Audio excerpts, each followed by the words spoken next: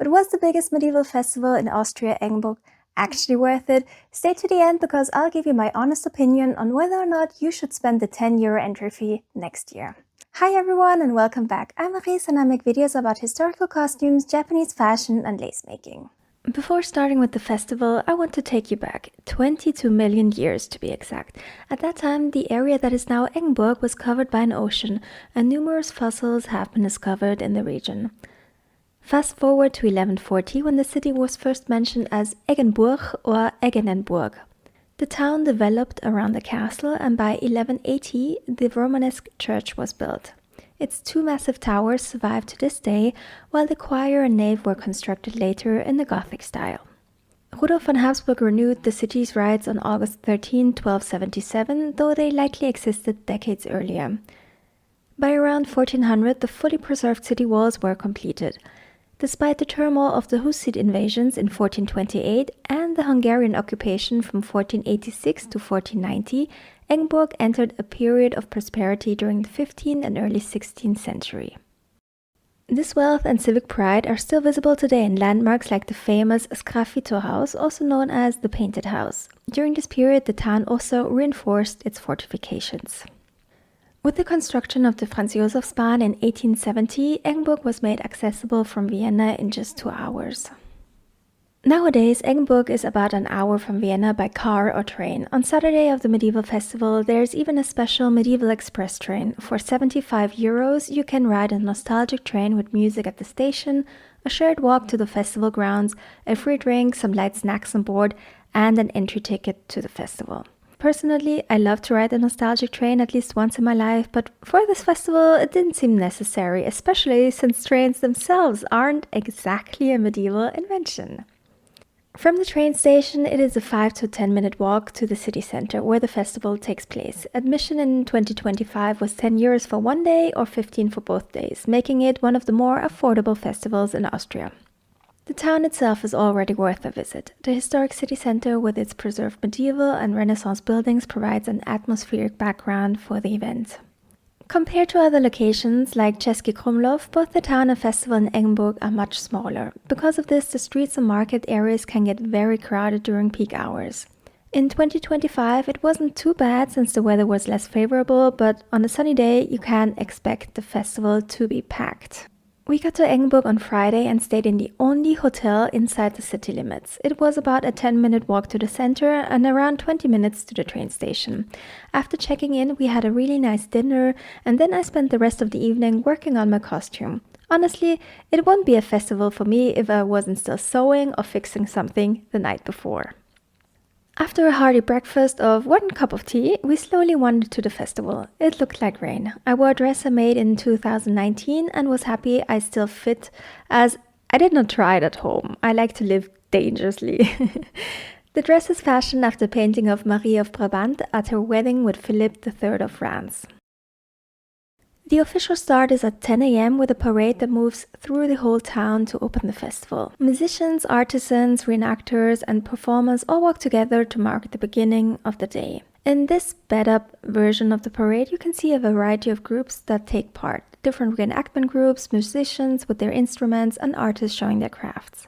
The woman from the Bob and Lace even recognized us in the crowd and asked if we wanted to join them in the parade, which we politely declined since we were there more as visitors this time. Parades and processions like this were an important part of medieval city life. They often mark religious holidays, seasonal fairs, and an arrival of noble or guests.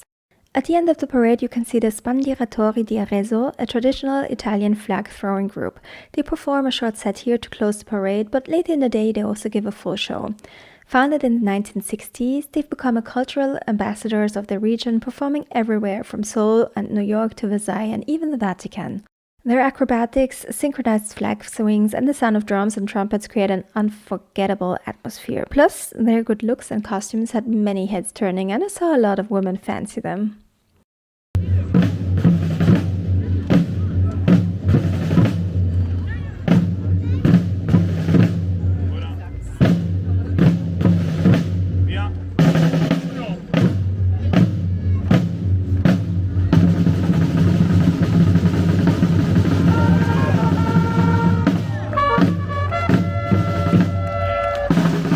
Throughout the festival, visitors could enjoy live performances by musicians, flag shows, and traditional medieval dances, alongside specialized ensembles as the Gregorian chant group Schola Resupina.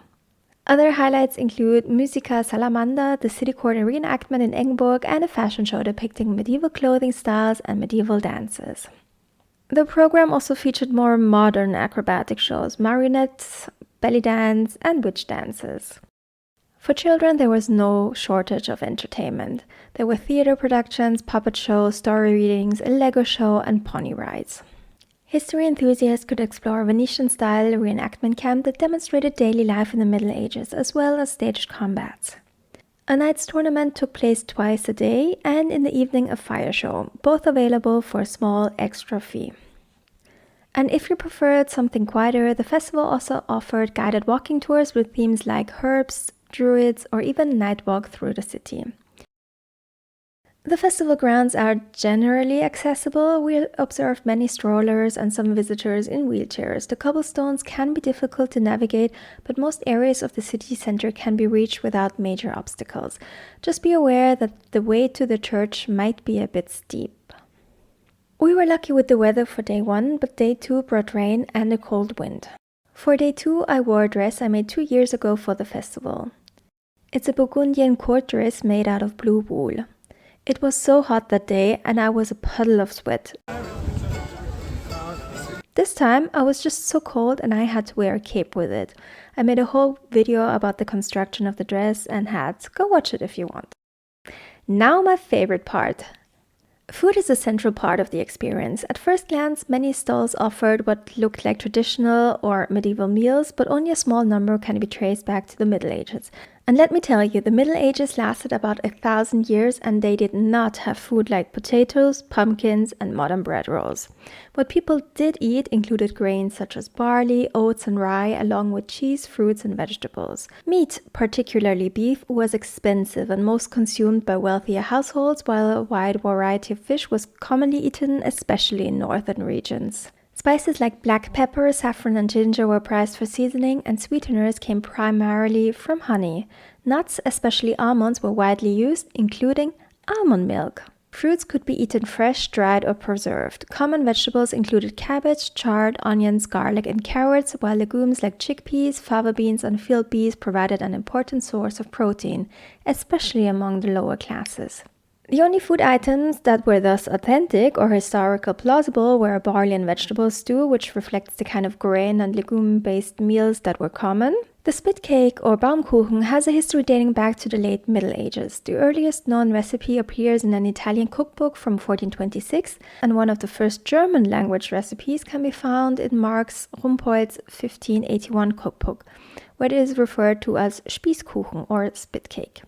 The Krapfen, fried pastry, is known since at least the 14th century, which originally had both savory or sweet fillings rather than only sweet varieties common today. Other foods that were available at the event were Kässpätzle, Flammkuchen, Rahmfleck, raclette bread, Latke, and roast meats and bread rolls. And those are later inventions or modern adaptations. As for the drinks, I was a huge fan of the alcohol-free grape juice. I just love grape flavor, and grape Fanta is one of my favorite drinks. Most of the other beverages at the festival were at least historically plausible. Mead was enjoyed during the Middle Ages, as was beer, though it would have been much weaker than modern versions. Wine was also commonly consumed across Europe. My grape juice, however, wasn't really authentic. It would have likely been fermented into new wine or used in other preparations back then, but it was still delicious. But beware, for all drinks you need to pay a €7 deposit. You will get it back as soon as you bring back the mug, or just keep the mug. It's a hefty price, but normal for these types of events. You could buy everything your medieval heart desired, from jewelry and hats to pottery, felted bags and hats, gemstones, fabrics, ocarina, bird whistles, baskets, incense, jams, syrup, meat, leather items, clothing, ropes, soap, bags, books, and blacksmith wares. Special shout out to my two favorite artists, Orniello and Wellenkind. Orniello specializes on authentic historical accurate jewelry, and Wellenkind makes historical hats. To get the most of your visit, it's advisable to bring cash, as some festival vendors do not accept card payments, including the fire show, and the Knights Tournament. Traveling by train is also a convenient option, which departs from Vienna every hour, and you can even combine your ÖBB ticket with a discounted festival entry, saving a few euros on both adult and children's tickets. While the cobblestone streets give the town its historic charm, they can be difficult to navigate, so comfortable footwear is recommended.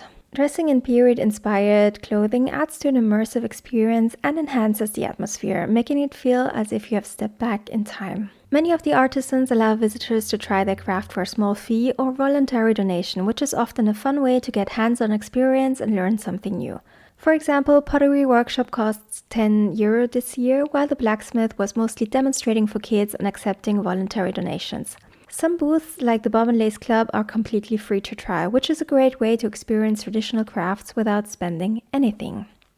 Planning your visit around the scheduled shows, parades, and performances ensures you won't miss any of the festival's highlights and allows you to enjoy both the entertainment and the historical setting to its fullest.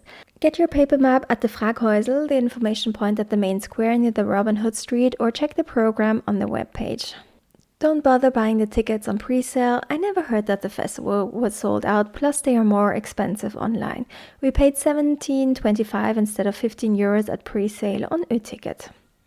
So, is the medieval festival in Eggenburg worth visiting in 2025? And the answer is yes, especially if you're looking for an accessible, family-friendly event with a wide range of crafts, food, and entertainment. However, if you expect a fully authentic medieval experience, you may be disappointed. The festival has evolved into a form of historical family entertainment rather than strict reenactment. I hope you enjoyed this video. Thank you so much for watching, and don't forget to comment, like, and subscribe, and see you again next time. Bye bye!